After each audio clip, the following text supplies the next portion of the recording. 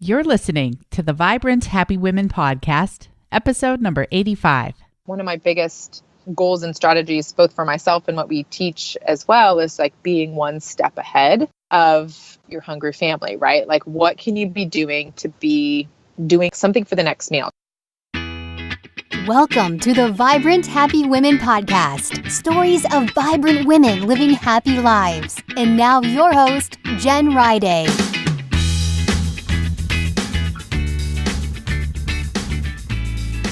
Hey, I'm Jen Riday, host of the Vibrant Happy Women podcast and mom of 6. And I help busy moms simplify their lives with easy and efficient systems that help you spend less time on mundane tasks like dishes and laundry and way more time pursuing your passions and living a life of meaning and purpose. You are so much more than the family slave. You were born to be a vibrant, happy woman.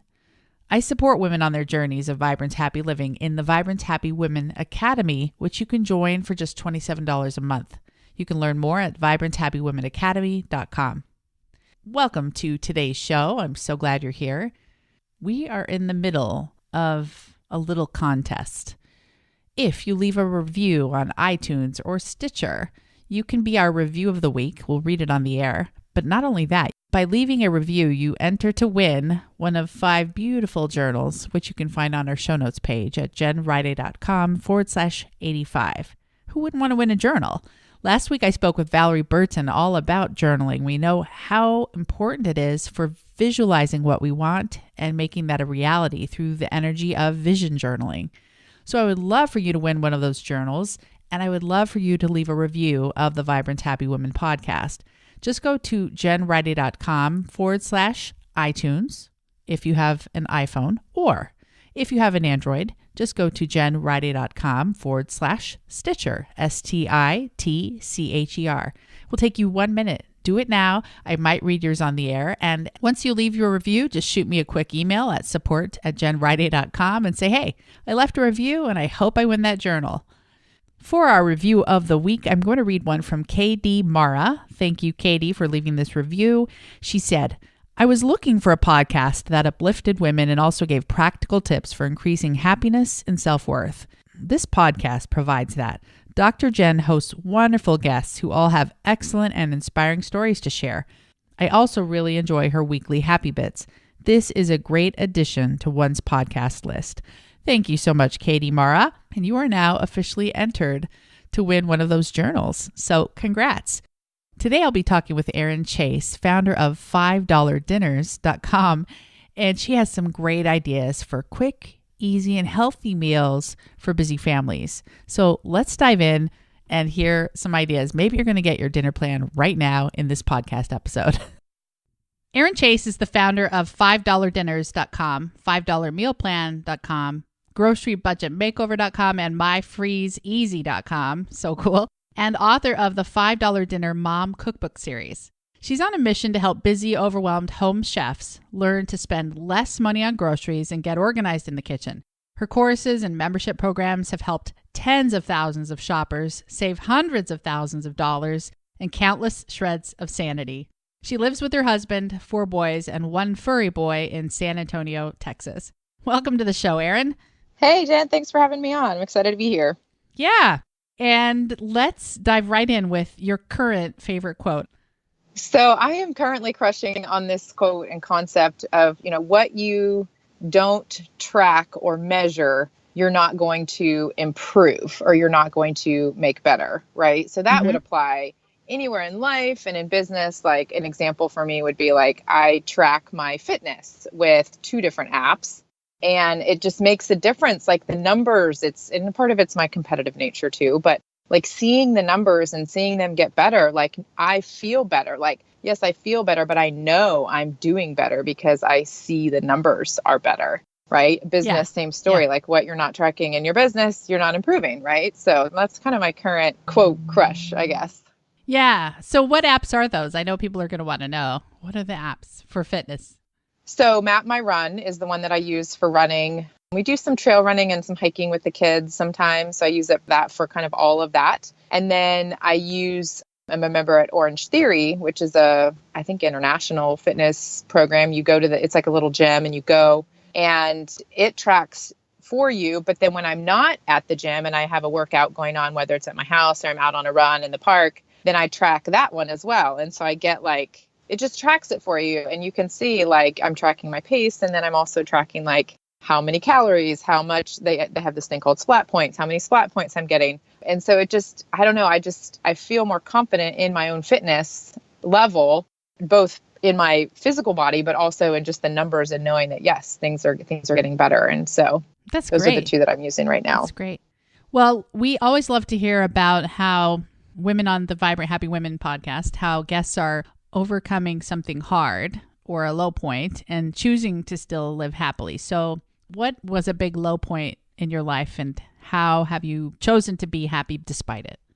I think probably the lowest point in my life was my parents' divorce.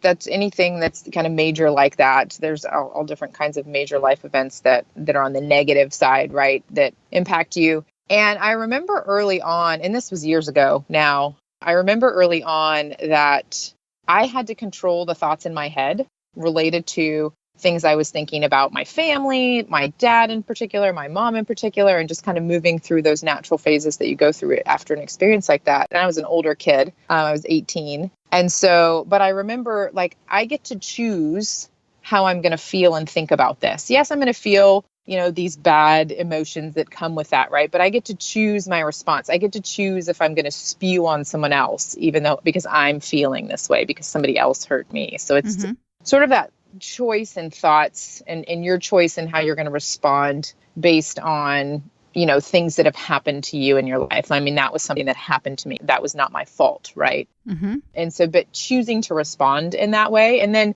I think I've just sort of that helped me get through that in a healthy, positive way. And just carrying that same kind of concept of I'm going to kind of reframe the way I think about this, whether it's a situation or a challenge at work or a family, saying I'm going to choose the positive side of this, even though, yes, I feel these negative things and these things are hard, but I'm going to choose the positive. And I think that just knowing that it's a choice is, important, but then, being diligent and disciplined to make that choice on the daily when you don't want to is where it gets really hard, right? That's where the grind happens. But I think that that's just had a real driving, learning that at a young age as a young adult through that divorce experience. And then now having great relationships with everybody in my family. And then just taking that concept and just kind of applying it all around, I think has been really helpful for myself in just, walking through life with grace, with joy, with contentment, with happiness. And just it's, and I'll catch myself. Even this morning, I was having a hard time with the kids and I'm catching myself okay, hang on. Don't react that way. You have a choice here. Yes, this is maddening or frustrating or whatever, but it's not going to help anybody if you overreact or if you yell. Yes, I yell, but try not to, right? But that's where the grind happens, right? That's where that happens. And so just making that choice and recognizing it and choosing the positive, not discounting all the negative emotions. You still have to feel those things, right? Yeah. And process through them and work through them. But then making that choice, I think has really been beneficial to me and to our family now. So let's say you're having a bad moment, but beyond just frustration with the kids, you've had something really low happen. Is there a trick you have for boosting your mood quickly and getting back to that place you want to be? I think it's about finding that thing that makes you happy, right? And not everything's going to make you happy right away. Maybe it's going out for a walk, going out for a run, getting in the car and driving down the highway. I remember going back to my parents' divorce. That's what I did. I was 18. I had my own car. I got in the car and I drove, right? Because that was this safe, happy place. And I wasn't going to, have a bad moment or reaction or experience, right? And so I think and it changes, right? It kind of depends on the trigger and it depends on that negative thing that's happening in your life. Currently, my current it's more of a stress processor, I feel but is running. When I feel super stressed, I'm I got to go right now. I don't care that it's 100 degrees outside. I live in Texas, right? I got to go right now. And I think it's a stress thing, but it's just a place where my mind just sort of I don't know, goes free. It sounds a little Mm-hmm. cliche, but like it just sort of goes free. And that's just a place where, and then I can think things through and, make a decision on how I'm going to respond to this particular thing, or I'm just going to let that go, So I think you've got to, and that's different for everybody, right? So I think right now for me, it's running, but it's been different things in the past. Well, yeah. And when I read your bio, we know you're into food. And so what stops you from turning to food when you're feeling stressed, like many of us do and should not? So actually, the real reason there is I love chocolate. That's like my food that I turn to. And I have a sweet tooth, which is dangerous, right? Mm-hmm. And it's actually been a health-related issue that I've been battling far younger than I anticipated ever having to deal with in my life, basically arthritis-related symptoms. And I have found that sort of the low carb, no sugar, no grains diet makes a big difference. And so I've basically come to this place of, if I don't want to feel really terrible tomorrow, you shouldn't eat that or drink that, right?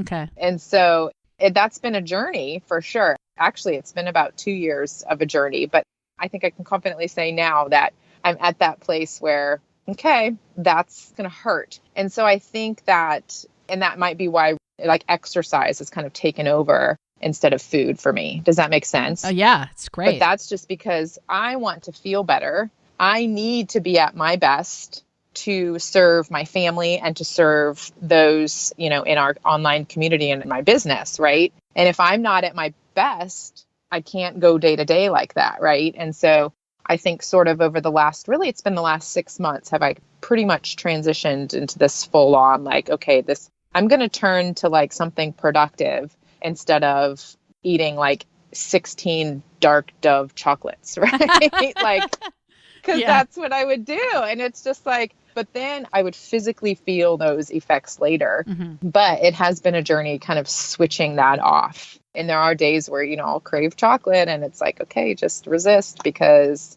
the sugar. And then if that usually will lead to, I'll just have this other dessert. And I'll just eat this. And it just sort of like your day just sort of implodes after you give in. Right. And so, but for me, it's more of a physical response thing than, I guess, emotional at this point. I feel like I've kind of switched that over. Oh, that's so good. So good. Well, so now you have me thinking about health, and tell us more about your memberships and programs and everything you've learned on that journey of, eating well, but also doing it on a budget.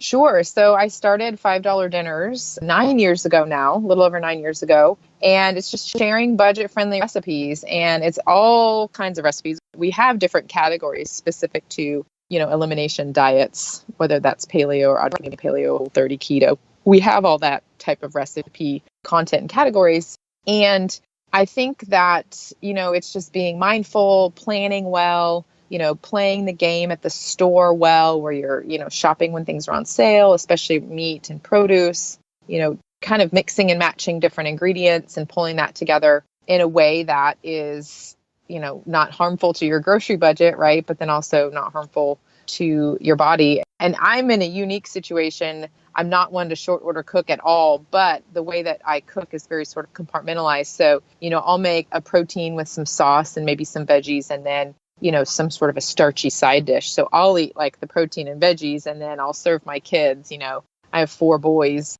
and they need lots of energy and lots of carbs, right? And so it's like the opposite of mine. But I managed to make it work by sort of dividing out meals and actually cooking that way in general. I feel like it's easy, but it's also very budget friendly when you kind of compartmentalize your plate out like that. And so, not all of our recipes are like that, but many of them are. So that then it works well. Like I can still eat this in sort of a paleo keto way, but then my kids and I can have maybe a little cauliflower rice, and they can have a pile of brown rice, a big old pile. Yeah. Yeah.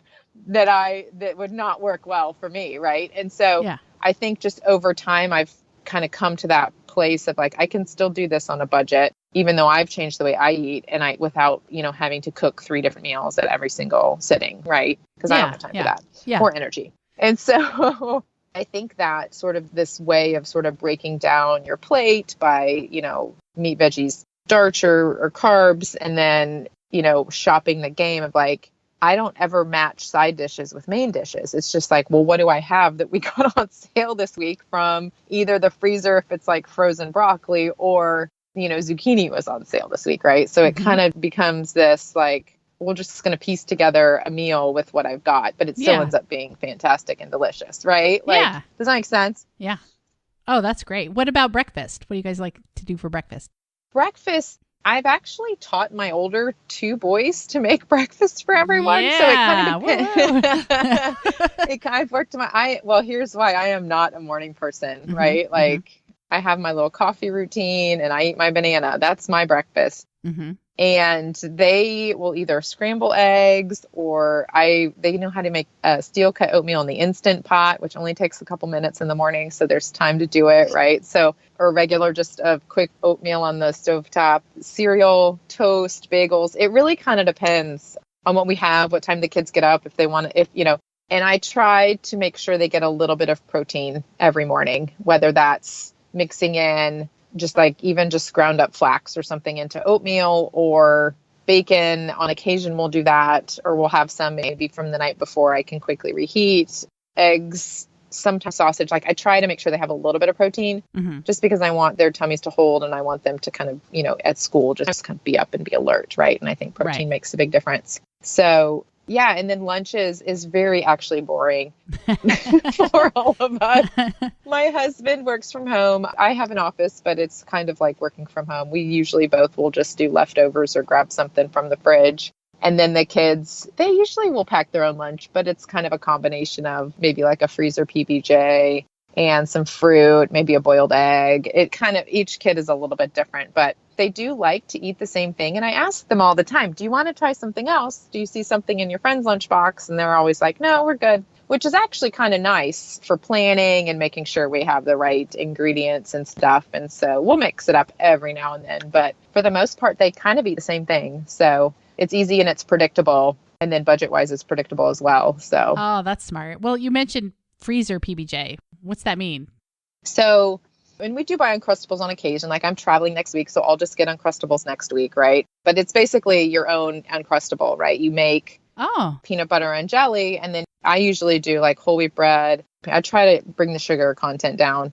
I'm not a purist, really. I don't call myself a purist. I'm not like a 100% organic, real food, all that, right? We certainly have junk food on occasion, but it's kind of making my own version of that and then getting them into the freezer. So the kids, and then we package them into baggies and put them into the freezer, and then they just grab one and put it in their lunchbox and with whatever else they want to take. So it's real quick and easy in the morning. I like to set us up. One of my biggest goals and strategies, both for myself and what we teach as well, is like being one step ahead of your hungry family, right? Like what can you be doing to be doing something for the next meal? So like when I'm in the kitchen in the afternoon, it's like I'm making dinner or fixing it or reheating it or putting in the oven, whatever, depending on the meal. And then I'll be thinking about the next day. Do I need to bake some pumpkin bread for lunch boxes? Should I cut up this mango now so I don't have to do it in the morning before I've had coffee, because that's maybe not a good idea. Either I'll forget or maybe, no, it's not that bad. But like, you know what I mean? Like being one step ahead. So then like in the morning, I'm doing, I'm making sure the younger ones get their lunch boxes packed. The older ones are packing theirs. I'm watching breakfast being made. I might pour somebody's cereal, the younger one's cereal. So it's kind of it's very chaotic, but I'm always thinking about doing one thing for dinner. So some days that's start the slow cooker. Some days it's just pull out a jar of spaghetti sauce and put it next to the oven, because that then becomes like a visual cue of, we all come in at 4:30 in the afternoon. We drop all of our stuff. Everybody's had a long day at the office or school. And I walk in the kitchen and I'm like, oh, right, we're having spaghetti. That's helpful. It's this like really simple thing. And it's like getting into that habit of like doing one thing in the morning to set yourself up for dinner. It could just even be chopping onions, right? If you're going to have onions, right? Like just one task, because what that does is it sort of mentally checks off your list. Oh, I've figured out what we're having for dinner. I don't have to worry about that today. Like, it's crazy. I say this a lot, and I feel like sometimes people are rolling their eyes at me, and then they try it and they're like, oh my gosh, Erin's such a genius. But like doing one thing, like even if like the recipe is like 6 things 6 lines long, right? First it's preheat your ovens, then it's chop your onions, and then it's this, and then it's that. So like just doing the chop your onions thing. So you're just one step down the process when you get home later to then have to make your meal. It makes the world of difference, I promise. And so that's kind of my goal. I operate in that way of like doing something for the next meal or even 2 meals, while I'm in the kitchen, which is usually twice a day, morning and afternoon. So, well, I'm laughing because I had it written down on the top of my list today, thaw pork chops, and I didn't do it. So I guess what helps you like keep it in your mind until it's truly a habit? Any tips? I think you just have to write it down. I'm a pencil paper person. And there's research out there on that as well. Like write it down, like put it in your phone, tell Alexa, remind me to thaw the pork chops at 7:30 in the morning. And then Alexa will bing until you tell her to stop. Right. Really? And so like she'll like, it's like it like makes this little sound, right? Okay, Well, you can do it on your that. phone. Like you have to sometimes I'll put like a notification on my calendar, pull out freezer. So it'll show up on my phone. I've done it for my husband. Seriously. I'll leave for the office and I've just put like a load of wash into the washer and then I'm headed out for the office, right? But he's home. And so I will say, Alexa, at 10 a.m., remind Steve to move the clothes to the dryer or something like that, right? Uh-huh. And she totally does it. And then I get notification on my phone from the Alexa app. And so then I can be like, hey, don't forget. It reminds me to remind him because he might not even hear Alexa because she is in the other room, but whatever. But you know what I mean? Like you have to kind of like meet yourself in the moment to remind yourself. So setting up reminders. But then I think like once you experience that like 2 or 3 days in a row of like, oh, I didn't think about dinner all day. Yeah. Like that kind of becomes like you have this new motivation. Like this habit is like a good habit. I need this habit in my life, right? Yeah. I know it's not perfect for me every day, but I try really hard to always be doing something for the next meal because it just makes, like I have 4 boys, right? And they eat 4 times a day. 5 maybe if like they're home on the weekends and we have like an extra mid-morning snack or something, right? Mm-hmm. But like it's a lot of feeding people that we do. Right. It's just a lot. Like they need to eat every day. And when you're like always like, oh, what's next?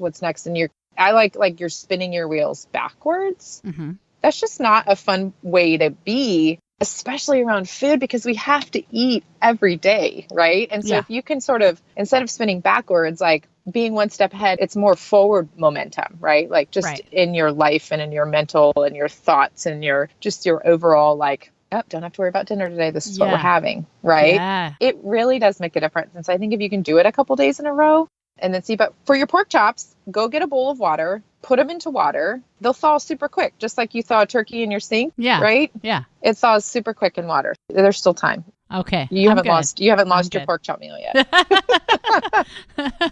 Well, let's take a quick break for our sponsor and then we'll come back and talk about some of your favorite things.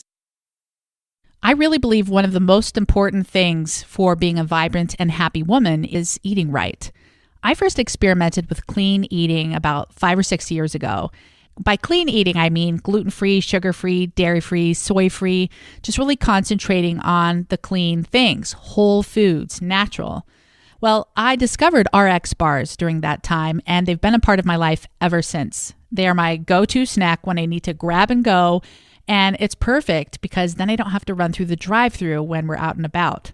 Well, now they have kids RX bars in 3 really good flavors that my kids love: apple cinnamon raisin, berry blast, and chocolate chip. Cora, my 3-year-old, is constantly requesting another RX bar, and I have to kind of limit her because I want her to have a balanced diet, but they are that good.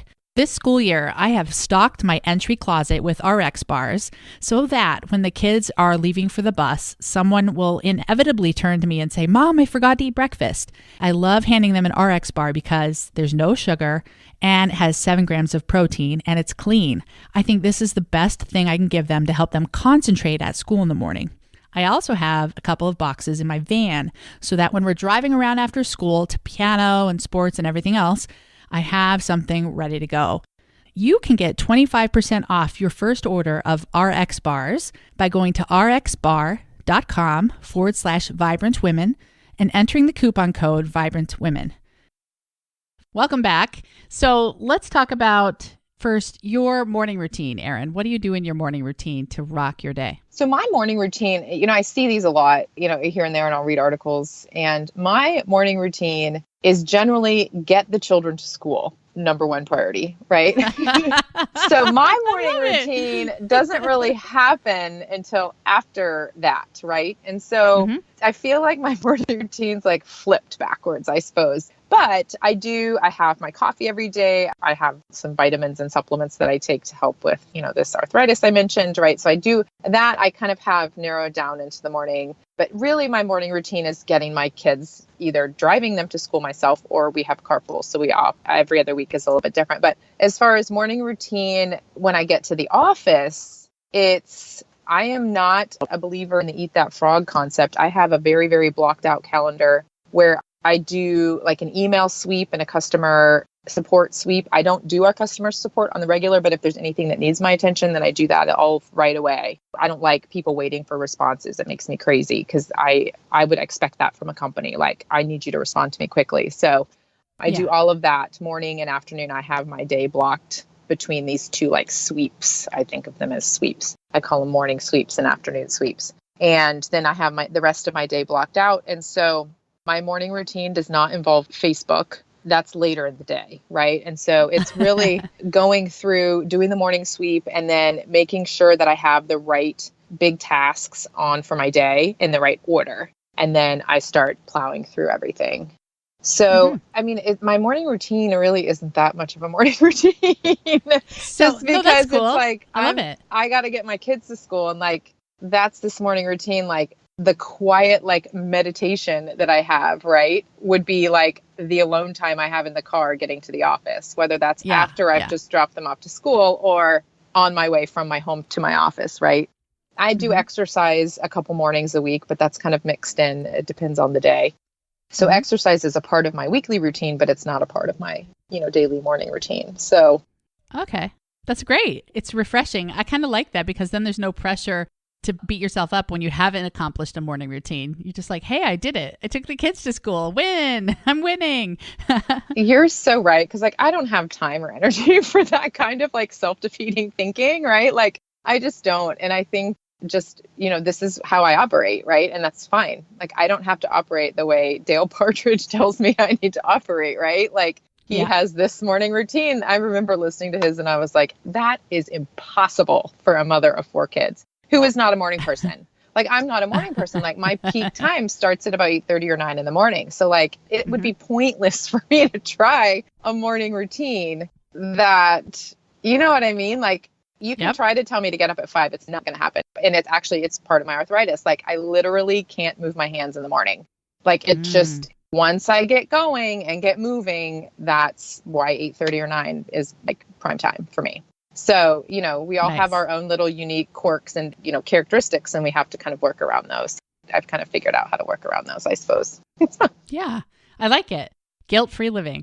And what's your favorite easy meal and kitchen gadget? My favorite easy meal would be spinach lasagna skillet. So you're going to mix up either ground beef or sausage with some either marinara or tomatoes and homemade spices. And then you can add some spinach to that. You kind of bring it to bubbling and then just add some broken lasagna noodles. So you're not like making a layered lasagna because that takes forever, or I think it takes too long. And then you just float them into the liquid and with the noodles. And then once those cook, it only takes about 8 or 10 minutes for that to cook through.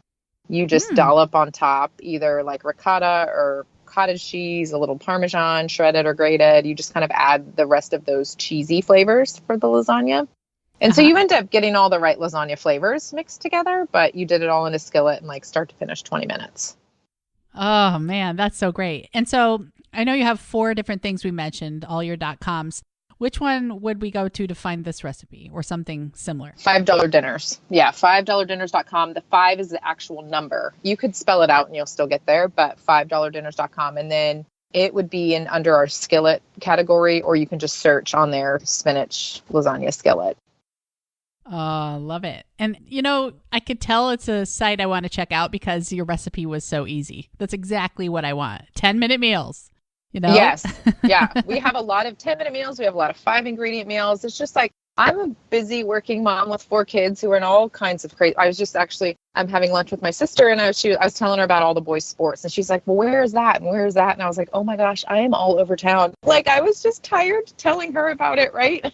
Oh. So I'm running, this is my life too. Like, I'm in sort of this like kids activities trenches, right? And so I need for myself. So I know there's a huge need for these fast, easy, like low maintenance dinners that pretty much the novice home chef can pull off. Yes. Ooh, that's so good. And your favorite kitchen gadget? I am currently crushing on this. It's called a chopster. You can get them on Amazon. And it browns ground beef. Like, you use it to kind of press down. It looks like a cross at the bottom, and it has a handle, and it breaks up beef or sausage or ground turkey, ground pork, anything that's ground meat. It will break it up so you can brown it, and it just kind of crumbles nicely. But I've been using it also to mix up like meatloaf or meatballs.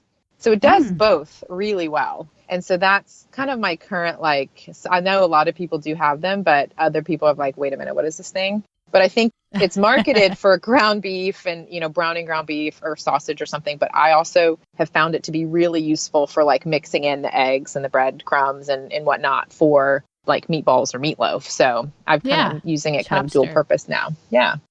I actually have one. I feel cool now. I have the same kitchen gadget as you. Yeah. I love it. What is your favorite book? Oh my goodness. Okay. So I love the Ken Follett books. It's a series. All of them are like 1,000 pages long. He just published the third one in the series. And I just love them because they're written in Europe back in the 1500s, maybe 1600s. They're written way back, but it's across, this is the third book, and across all three books, it's characters from the same family. They're not necessarily the same characters, but it's like 2 generations later. It's the story around these different characters. And it just takes you to a different place. And I just think that they're fast reads, even though they're really long. But I just think he is a fantastic writer. Ken Follett. But I also love personal development books and small business books. I do a lot of that kind of reading as well. Just pulling nuggets of, how can I improve business? How can I improve the way I operate? How can I improve the way I manage our team? How can I improve, myself? I do read a little bit of, family and parenting type books, but really it's more business related books. Perfect. I'll include links to that and everything else you've talked about on our show notes page at jenriday.com/85. And now, one of my favorite questions, what does it mean for you to be a vibrant, happy woman? I think it means being present where I am. So that's being present with my husband or being present with my boys or boys, depending on the time of day it is, right? And just being present with them, then being present in my business and, helping the people that we get to help in our communities. And I think that it's so easy to be, try to be this like multitasker and like do all the things, right? But I found that when I can be present in that one moment, doing the one thing, that I just exude that happiness, that grace, that joy that just sort of we want. And I try to do more than I should be doing. That's when it all kind of dissipates. And so I think that for me has been, the thing that I, work hard at, just being present. And that helps me to be, at my best and, then therefore happiest and most content and most joyful in that moment. That's a big one. Well, let's have a challenge from you to our listeners and then we'll say goodbye. Oh, goodness. I think my challenge should go back to that, being one step ahead. If you can kind of do that thing, because it just removes one little thing from your mind, right? And it helps you then be more present in where you're at. And so I think it would be over the next couple days, when you're in the kitchen in the morning, what's one thing you can do for either lunch or dinner, depending on when your next meal is at your house, right? When you're in the kitchen in the afternoon, what can you do for breakfast and lunch the next day? I think that would be my challenge, is sort of understanding and feeling how that's different and feeling how like, okay, that was a little easier. Not going to be perfect every day. Progress, right? Baby steps, progress. But I think that doing that, just especially the food component, because it's something that we think about. It's something that every day, right? It's something that's almost primal. I think as women too, like our bodies were created to feed people, right? And so like there's something about it that, and then when we get stressed about food and then we have this sort of like primal instinctive thing, like when those are in competition with each other, that's tough to manage, right? And so that's why I feel like getting a step ahead helps just relieve a little bit of that, and then allow you to be more present in the moment that you're in. That's great advice. Well, thank you for being on the show, and everyone be sure to check out $5dinners.com. And I appreciate it, Erin. Thank you so much. Yeah, thanks for having me on. It's been wonderful. I love Erin's advice about being mindful, being really present where you are. And I think that's one of the reasons so many women are unhappy, because we're living too much in the past, too much in the future, worrying about this never-ending to-do list that we're never really present. I want to give you the challenge to be present where you are, to love your life right in the moment. Try that out today. Now, do me a favor. If you've received any value at all from my interview with Erin Chase about $5 dinners and everything else we talked about, head over to jenriday.com/iTunes and leave a review for the podcast. It helps so much. Not only does it help us, but you'll automatically be entered to win one of those 5 beautiful journals we'll be giving away in mid-November. Again, that's at jenriday.com/iTunes. Once you get there, you can click View in iTunes and click on Ratings and Reviews. If you're confused at all about this, go to jenriday.com/85, where we have complete instructions on how to leave a review. Join me next week when I talk with Jen Granneman all about the secret lives of introverts. Jen is an introvert, and she has some great tips. I thought it was amazing. I myself am an introvert. Did you even know that? I know this because I am really drained after I'm around people for too long, and I get my energy from being alone. Jen talks about that along with tons of other great tips, and you're going to love that interview next week. All right, my friends, this has been fun. I will see you again later this week with a happy bit. And until then, go out and be present where you are. Take care.